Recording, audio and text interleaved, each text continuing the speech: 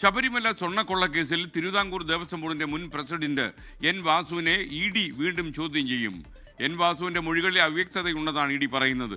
പാളികളിൽ പൂശിയതിന്റെ ബാക്കി വന്ന സ്വർണം ഉണ്ണികൃഷ്ണൻ പോറ്റിയുടെ കൈവശമുണ്ട് എന്നറിഞ്ഞിട്ടും ഇദ്ദേഹം എന്തുകൊണ്ട് നടപടിയെടുത്തില്ല എന്നുള്ളതിലാണ് ഇഡി ആശ്ചര്യപ്പെടുന്നത്. ഇക്കാര്യത്തിൽ അടക്കം തൃപ്തികരമായ മറുപടി ഉണ്ടായിട്ടില്ലെന്നാണ് ഇഡി പറയുന്നത്. വിഷ്ണു സുരേഷ് കൊച്ചിയിൽ നിന്ന് അപ്ഡേഷനുമായി ചേരുന്നു. വിഷ്ണു, ഗുഡ് മോർണിംഗ്, പറയൂ.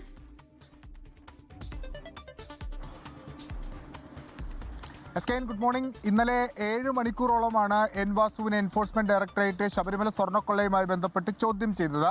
അതിൽ പ്രധാനമായും ഉണ്ണികൃഷ്ണൻ പോറ്റിയും എൻ വാസുവും തമ്മിലുള്ള ബന്ധം അതിൽ ചുറ്റിപ്പറ്റിയായിരുന്നു ചോദ്യം ചെയ്യൽ. അതിൽ ഏറ്റവും പ്രധാനപ്പെട്ടത് ഈ സ്വർണ്ണം പൂശിയതിനു ശേഷം സ്മാർട്ട് ക്രിയേഷൻസിൽ നിന്ന് കുറച്ച് സ്വർണം ബാക്കി വന്നിരുന്നു.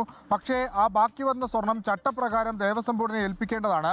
എന്നാൽ ഉണ്ണികൃഷ്ണൻ പോറ്റി ആ സ്വർണം തന്റെ കൈവശം വെച്ചിരുന്നു. പക്ഷേ ആ കാര്യം എൻ വാസു അറിഞ്ഞിട്ടും അതെന്തുകൊണ്ട് നിയമ നടപടി അടക്കമുള്ള കാര്യങ്ങളിലേക്ക് പോയില്ല എന്നുള്ളതിലാണ് ഇപ്പോഴും ഒരു ദുരൂഹത തുടരുന്നത്. നേരത്തെ കോടതിയും സമാനമായ സംശയം ഉന്നയിച്ചിരുന്നു.